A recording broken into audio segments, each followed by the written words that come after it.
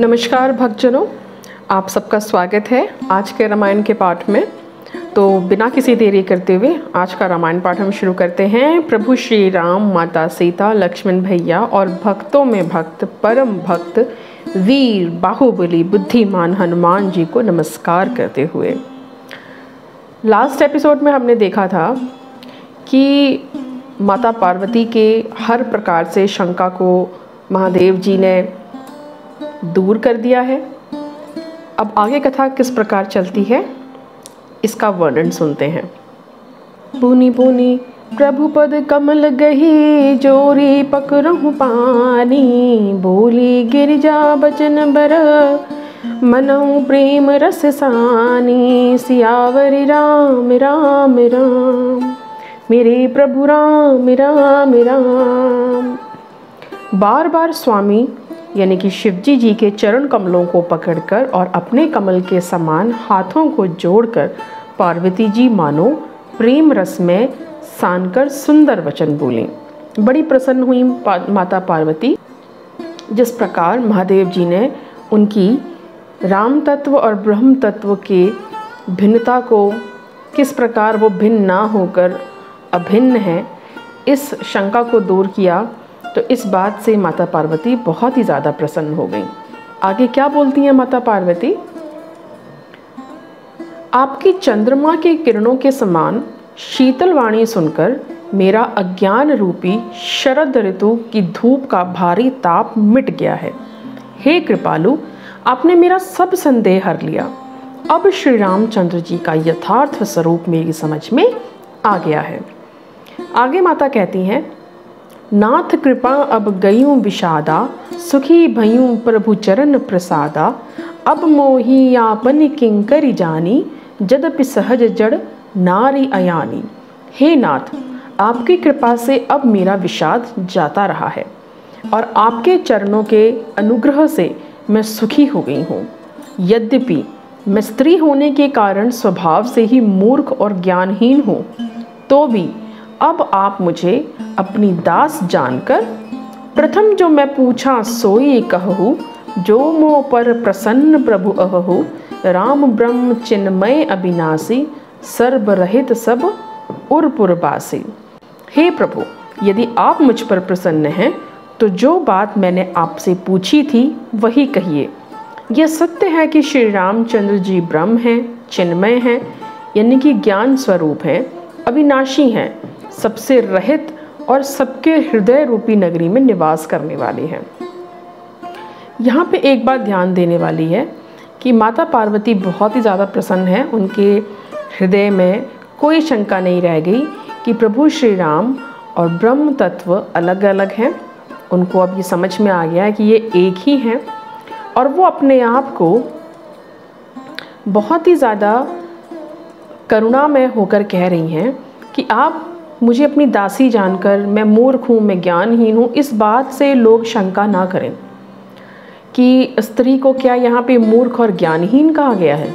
नहीं, स्त्री जो होती है, स्त्री को जो भावपूर्ण होती है, मतलब कहा यह जाता है कि स्त्री में भाव ज़्यादा होते हैं, इमोशंस ज़्यादा होते हैं। वो अपनी लाइफ में कोई भी डिसीजंस इमोशंस के बेस पर लेती है। वहीं जहाँ पुरुष होते हैं वो थोड़े से प्रैक्टिकल ज़्यादा होते हैं, डिप्लोमेटिक ज़्यादा होते हैं, मैनिपुलेटिव ज़्यादा होते हैं, क्योंकि उन्हें बाहर के संसार में लड़कर और उनके साथ मिलजुल कर कैसे काम चलाना है इसका अभ्यास ज़्यादा होता है। तो इसका मतलब ये नहीं कि स्त्री मूर्ख हो गई, बल्कि स्त्री की इसी क्वालिटी के कारण ये संसार चल रहा है। और यही वो सनातन है जो ये कहता है कि शिव में अगर पार्वती की शक्ति ना हो तो शिव शव बन जाते हैं। शिव जो है, हर चीज़ जो है वो जड़ हो जाएगी। सबकी चेतना जो है वो शक्ति है, यानी कि वो नारी तत्व ही है जो सबकी शक्ति है। तो इसमें किसी भी प्रकार से नारी अपने आप को ज़रा भी कमतर समझकर अपने मन में शंका ना लाए। ये एक बात को कहने के तरीके होते हैं। अपने आप को आप जितना हम्बल हो के बात करेंगे ना, उतना ज़्यादा आपको अपने जीवन में ज्ञान ज़्यादा मिलेगा। तो इसीलिए माता पार्वती ने इन शब्दों का अपने लिए प्रयोग किया है। माता पार्वती ने क्या पूछा है कि वो कह रही हैं कि श्री रामचंद्र जी ब्रह्म हैं, ये मैं जान गई हूँ। चिन्मय हैं, यानी कि सबसे ज़्यादा ज्ञानवान वही हैं। अविनाशी हैं, यानी कि जिसका कभी विनाश नहीं किया जा सकता, और सबके हृदय में, यानी कि सबको बहुत प्यारे हैं। तो फिर अब माता पार्वती क्या पूछना चाह रही हैं? नाथ धरेउ नर तनु कही हेतु, मोहि समझाई कहु वृष केतु। उमा बचन सुनि परम बिनीता, राम कथा पर प्रीति पुनीता। फिर हे नाथ, उन्होंने मनुष्य का शरीर किस कारण से धारण किया? हे धर्म की ध्वजा धारण करने वाले प्रभो, यह मुझे समझाकर कहिए। पार्वती के अत्यंत नम्र वचन सुनकर और श्री रामचंद्र जी की कथा में उनका विशुद्ध प्रेम देखकर हिये हर्षे कामारी तब शंकर सहज सुजान, बहुविधि उमहि प्रशंसी बुनि बोले कृपा निधान। तब कामदेव के शत्रु यानी कि महादेव जी स्वभावक ही सुजान कृपा निदान शिव जी मन में बहुत हर्षित हुए और बहुत प्रकार से पार्वती जी की बड़ाई करके फिर बोले। माता पार्वती का शंका ये है कि जब ये अविनाशी हैं, ये ब्रह्म तत्व हैं, तो ऐसी क्या बात हो गई कि उन्होंने मानव रूप धारण किया और राम रूप में ये पृथ्वी पर इनको जन्म लेना पड़ा? तो इसका क्या कारण था? नाभान परायण पहला विश्राम, मास परायण चौथा विश्राम। सुन शुभ कथा भवानी, रामचरित मानस बिमल। कहा भुसंडी बखानी, सुना बिहग नायक गरुड़। हे पार्वती, निर्मल रामचरित मानस की वह मंगलमयी कथा सुनो जिसे काकभुषुंडी ने विस्तार से कहा और पक्षियों के राजा गरुड़ जी ने सुना था। सो संवाद उदार जही विधि भा आगे कहब, सुनो राम अवतार चरित परम सुंदर अनघ। वह श्रेष्ठ संवाद जिस प्रकार हुआ वह मैं आगे कहूँगा। अभी तुम श्री रामचंद्र जी के अवतार का परम सुंदर और पवित्र पाप नाशक चरित्र सुनो। महादेव कह रहे हैं कि अभी फिलहाल आप किस कारणवश राम ने जन्म लिया इस बारे में सुनिए। श्री हरि के हरि गुण नाम अपार कथा, रूप अगणित अमित। मैं निजमति अनुसार कहूँ, उमा सादर सुनहु। श्री हरि के गुण नाम कथा और रूप सभी अपार अगणित और असीम हैं। फिर भी हे पार्वती, मैं अपनी बुद्धि के अनुसार कहता हूँ तो मादर पूर्वक सुनो। सुनि गिरजा हर चित सुहाए, विपुल बिसद निगमागम गाए। राम सिया राम जय जय राम। हरि अवतार हे तुझे ही होई, इद में थम कही जाई न सोई। राम सिया राम जय जय राम। हे पार्वती सुनो, वेद शास्त्रों ने हरि के सुंदर विस्तृत और निर्मल चरित्रों का गान किया है। हरि का अवतार जिस कारण से होता है वह कारण बस यही है ऐसा नहीं कहा जा सकता। अनेकों कारण हो सकते हैं और ऐसे भी हो सकते हैं जिन्हें कोई जान ही नहीं सकता। महादेव जी कह रहे हैं कि जो कारण मैं आपको बताऊंगा सिर्फ ऐसा ही नहीं मानिएगा कि इन्हीं कारणों के वश भगवान राम ने जन्म लिया। इसके अलावा भी बहुत सारे कारण हो सकते हैं और कुछ कारण तो ऐसे भी हो सकते हैं जिसको कोई जानता ही नहीं है, जिसके बारे में किसी को कुछ पता ही ना हो। तो हो सकता है वो कारण मैं आपको बताने से रह जाऊं, लेकिन हरि के जन्म लेने के बहुत से कारण होते हैं। राम अत कर्या बुद्धिमान बानी, मत हमारे अस सुन ही सयानी। राम सिया राम जय जय राम। तदपि संत मुनि वेद पुराना, जस कछु कहाँ स्वमति अनुमाना। राम सिया राम जय जय राम। हे सयानी सुनो, हमारा मत तो यह है कि बुद्धि, मन और वाणी से श्री रामचंद्र जी की तर्कना नहीं की जा सकती। तथापि संत, मुनि, वेद और पुराण अपनी अपनी बुद्धि के अनुसार जैसा कुछ कहते हैं, तस मैं सुमखी सुनावऊं तो ही। समुझे परे जस कारण मोही। राम सिया राम जय जय राम। जब जब होई धर्म के हानि, बाढ़ी असुर अधम अभिमानी। राम सिया राम जय जय राम। और जैसा कुछ मेरी समझ में आता है, हे सुमुखी, वही कारण मैं तुमको सुनाता हूँ। जब जब धर्म का हास होता है और नीच अभिमानी राक्षस बढ़ जाते हैं, तब तब भगवान श्री रामचंद्र जो है अवतार लेते हैं। करहि अनीति जाई नहीं बरनी, सीधहि विप्र धेव सुर धरनी। तब तब प्रभु धरई विविध शरीरा, हरहि कृपा निधि सज्जन पीरा। और वे ऐसा अन्याय करते हैं कि जिसका वर्णन नहीं हो सकता। कौन अन्याय करता है? जो राक्षस जब बढ़ जाते हैं, नीच और अभिमानी लोग जब बढ़ जाते हैं, तो वो इतना अन्याय करते हैं कि जिसका वर्णन नहीं किया जा सकता। तथा ब्राह्मण, गौ यानी कि गायों को, देवता और पृथ्वी कष्ट पाते हैं।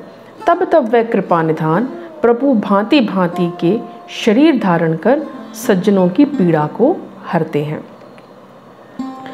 अब इसमें एक बात को, बाकी सब बातें तो आप समझ गए होंगे, पर एक बात को मैं चिन्हित करना चाहूँगी, वो है गौ से गाय। आज के जो समय की जनरेशन के जो लोग हैं, उनको बड़ा विस्मय रहता है कि गाय की इतनी क्या इम्पोर्टेंस है। ये हर जगह पे गाय, धर्म की जहाँ जहाँ बात होती है वहाँ गाय का नाम क्यों आता है। सनातनों के भी मन में ये प्रश्न है, जो आजकल की नई जनरेशन के बच्चे हैं, जो नई जनरेशन के लोग हैं, जिन्होंने गांव का जीवन नहीं देखा, जिन्हें पहले के जीवन की झलकियाँ नहीं हैं, उन सब के मन में ये प्रश्न आता है कि गायों को लेके इतना विवाद क्यों रहता है। तो देखिए, ये इस बात को मैं गांव में रहकर समझी हूँ। पहले मेरी भी समझ में नहीं आता था कि जहाँ धर्म की बात होती है वहाँ गाय की बात क्यों होती है, कि दूध तो, और गाय को ही माँ क्यों कहा जाता है, क्योंकि दूध तो हमें भैंस भी दे देती है, हम तो भैंस का भी दूध पीते हैं। तो बात ऐसी है कि गाय भारत में और सनातन परंपरा में कई लाखों वर्ष सभ्यता की शुरुआत से रही है। और जो भैंस है ना, भैंस हमारे जीवन का हिस्सा, भारत का हिस्सा नहीं हुआ करती थी। घरों में भैंसें नहीं हुआ करती थीं। और गाय को माँ इसलिए भी कहा जाता है क्योंकि मैंने एक हिसाब लगाया कि गांव में अगर आपकी थोड़ी बहुत ज़मीन है, जो पहले के लोग थे वो कैसे करते होंगे, पैसा ना होने के बावजूद भी उनका लालन पालन पोषण इतना बढ़िया कैसे होता था। किसी के घर में एक गाय है ना, और थोड़ी सी ज़मीन है, तो वो इंसान चाहे कितने ही मेंबर घर के क्यों ना हो जाएं, 10, 20, 30, उसके घर में कभी भी खाने पीने की कमी नहीं होगी। गाय होगी तो दूध होगा, दूध होगा तो उसमें से रोज़ आपके लिए आपको लस्सी मिल जाएगी। लस्सी जब आप सुबह सुबह नाश्ते के साथ एक गिलास पी लेते हैं, यकीन मानिए दोपहर तक 2-3 बजे तक आपको भूख नहीं लगती। लस्सी इतने अच्छी तरीके से आपको तुष्ट करती है। दूध होने की वजह से उसमें से आप खूब सारा घी निकाल सकते हैं। घर में सब्ज़ी नहीं है, रोटी बनाई, मक्के की रोटी बनाई, ज्वार की, जौ की, जो भी हमारे पहले मोटे अनाज होते थे, उसके आपने मक्की देसी घी डाला और उसके अंदर आपने थोड़ा सा मीठा डाला, गुड़ शक्कर जो भी था आपके पास वो डाला, उसके लड्डू बनाए लीजिए। आपकी ऑन द गो मील्स तैयार हैं। बच्चों को टिफ़िन में यही जाता था, रोज़ सब्जियां वब्जियां नहीं बनती थी पहले। उसके बाद रात को आ गए, दही है आपके पास, उसकी कड़ी बन गई, उसके जो हिमाचल में डिशेस होती हैं दही को तड़का वड़का लगा के। ये मैं उन लोगों की बात कर रही हूँ जिनकी आर्थिक स्थिति बहुत ही ख़राब है। जिनकी आर्थिक स्थिति बहुत ही ख़राब है वो भी सुबह शाम दिन रात अपने बच्चों को गाय के दूध के भरोसे बहुत अच्छे से पालते थे, जिनमें न्यूट्रिशंस की कोई कमी नहीं होती थी। और वहीं आज आप शहरों में देख लीजिए, आज हमारे पास बहुत पैसा है, देखने को हम बहुत पैसा कमा रहे हैं, लेकिन हमारे घर में एक मेहमान आ जाता है ना, एक, तो हम सब लोग अपना बजट गिनने लग जाते हैं कि बहुत खर्चा हो गया, दूध की एक थैली और लानी पड़ेगी, इतनी तो चाय बन गई, इतना तो दही बन गया। अब मेहमान आता है तो खुशी नहीं होती, मेहमान आता है तो अपने खर्चे की टेंशन ज़्यादा होने लग जाती है, इसलिए हमारे रिश्तों में भी खटास आने लग गई है। तो हुआ क्या, जब आपके घरों से गैया गई, गाय माता गई, आपके घरों से एक तरह से देखा जाए रिश्तों की, भावों की संपन्नता चली गई। और आज भी जो हम शहर में खा रहे हैं वो सिवाय मिलावटी केमिकल्स के कुछ भी नहीं है। प्रोटीन के नाम पे बेसिकली, न्यूट्रिशन के नाम पे बेसिकली हम लोग टैबलेट्स ही खा रहे हैं। विटामिन डी खा लो, कैल्शियम खा लो, मल्टीविटामिन्स खा लो, प्रोटीन शेक पी लो। क्यों? आपके दूध से आपको प्रोटीन नहीं मिल रहा? आपकी दालों से आपको प्रोटीन नहीं मिल रहा? नहीं मिल रहा, क्योंकि आपके घर से जो गाय निकल गई है ना, वो जो आपको शुद्ध दूध देती थी ना, अब वो आपको बाज़ारों में नहीं मिल रहा। आप चाहे जितना मर्जी दूध पी लें, बल्कि अब तो डॉक्टर्स कहने लगे हैं दूध पीना बंद करो, ये नहीं हो रहा हज़म। हाँ, एक पॉइंट और था कि जो भैंस का दूध है ना, जब कोई छोटा बच्चा पैदा होता है ना, भैंस के दूध को हज़म नहीं कर पाता।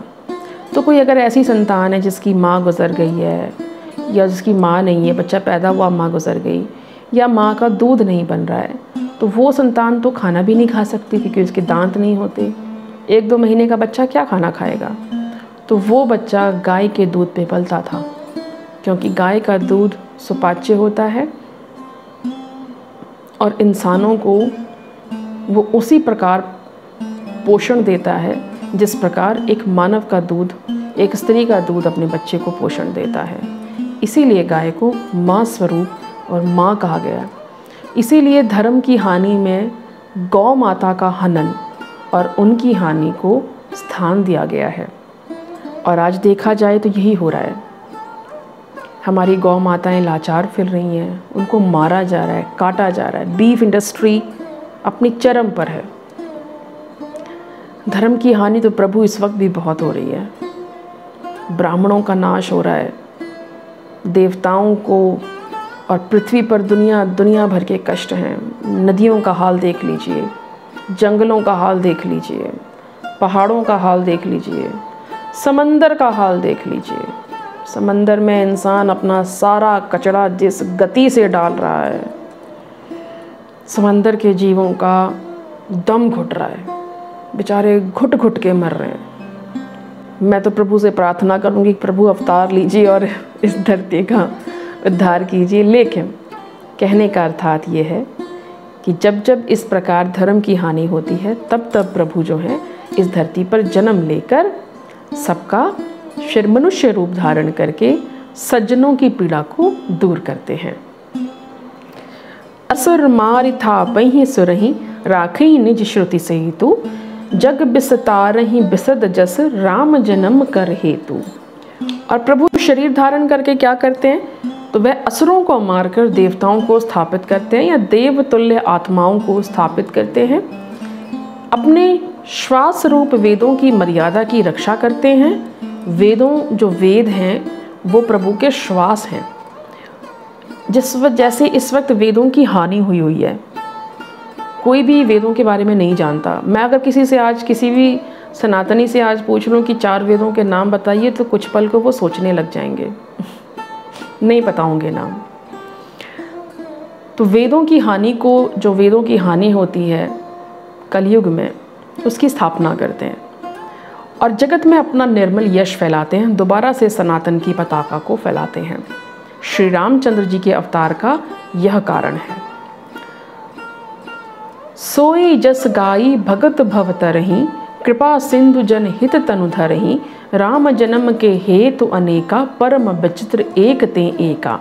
जन्म एक दुई कहूँ बखानी, सावधान सुनि सुमति भवानी, द्वारपाल हरि के प्रिय दोऊ, जय अरु विजय जान सबको। विप्र श्राप ते दूनों भाई, तामस असुर देह तिह पाई, कनक कनक कस्पु अरु हाटक लोचन, जगत विदति सुरपति मदमोचन। विजय समीर वीर विख्याता, धरी बराह बपु एक निपाता, होई नर हरि दूसर पुनि मारा, जन प्रहलाद सुजस विस्तारा। उसी यश को गा गाकर भक्तजन भवसागर से तर जाते हैं। कृपा सागर भगवान भक्तों के हित के लिए शरीर धारण करते हैं। श्री रामचंद्र जी के जन्म लेने के अनेक कारण हैं, जो एक से एक बढ़कर हैं। अब वो कौन कौन सी कारण हैं?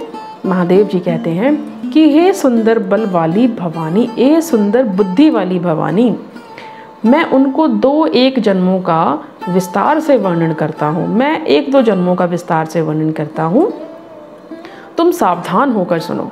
श्री हरि के जय और विजय 2 प्यारे द्वारपाल थे, जिनको सब कोई जानते हैं। अब महादेव जी पहला कारण बता रहे हैं जिसकी वजह से श्री रामचंद्र जी जन्म लेते हैं। जय और विजय नाम के 2 द्वारपाल थे, जो श्री हरि विष्णु की सेवा में उनके द्वार पर खड़े रहते थे। उन दोनों भाइयों ने, और ये दोनों भाई थे, उन दोनों भाइयों ने ब्राह्मण सनकादिक के शाप से असुरों का तामसी शरीर पाया। एक का नाम हिरण्यकशिपु और दूसरे का नाम हिरण्याक्ष। ये देवराज इंद्र के गर्व को छुड़ाने वाले सारे जगत में प्रसिद्ध हुए। एक बार सनकादिक जो ब्राह्मण थे, सनकादिक ब्राह्मण, ये भगवान विष्णु से मिलने आए। तो भगवान विष्णु का विश्राम का समय था, तो जय और विजय ने इनको अंदर जाने नहीं दिया। तो इस बात से जो सनकादिक ब्राह्मण थे वो बहुत ज़्यादा क्रोधित हो गए और उन्होंने वाद विवाद में 3 पल निकल गए, उनकी 3 घड़ियाँ निकल गई। और वो बहुत ही, जो ब्राह्मण थे, सनकादिक ब्राह्मण थे, वो बहुत ही ज़्यादा श्रेष्ठ मुनि लोग थे, तो उनके समय की बहुत कीमत होती थी। तो जब उन्होंने देखा कि इस वाद विवाद में हमारे 3 घड़ियाँ निकल गई हैं, तो इस बात से क्रुद्ध होकर उन्होंने जय और विजय को श्राप दे दिया। उन्होंने श्राप ये दिया कि जाओ, तुमने हमारे 3 घड़ियाँ खराब करी हैं और हमें भगवान विष्णु से नहीं मिलने दे रहे हो, तो तुमको 3 जन्म लेने पड़ेंगे राक्षस कुल में। तो उसी वजह से इनका जो पहला जन्म होता है जय विजय का, वो 2 भाई हिरण्यकशिपु और दूसरे का हिरण्याक्ष के नाम से होता है। ये दोनों बहुत ही बलवान हुए और इन्होंने इंद्र को भी जीत लिया और सारे संसार में हाहाकार मचा दी। वे युद्ध में विजय पाने वाले विख्यात वीर थे। इनमें से एक हिरण्याक्ष को भगवान ने वराह सूअर का शरीर धारण करके मारा था। हिरण्याक्ष का जो जन्म हुआ था, वो एक राक्षस के रूप में जो जन्मे थे, उनका वध करने के लिए भगवान विष्णु वराह रूप यानी कि सूअर के रूप में आए थे। फिर दूसरे हिरण्यकशिपु का नरसिंह रूप धारण करके भगवान विष्णु ने वध किया था, जो कि अपने पुत्र प्रहलाद पर बहुत अत्याचार करते थे और कहते थे मुझे ही भगवान कहो, मैं ही भगवान हूँ, तुम भगवान विष्णु को क्यों पूछते हो।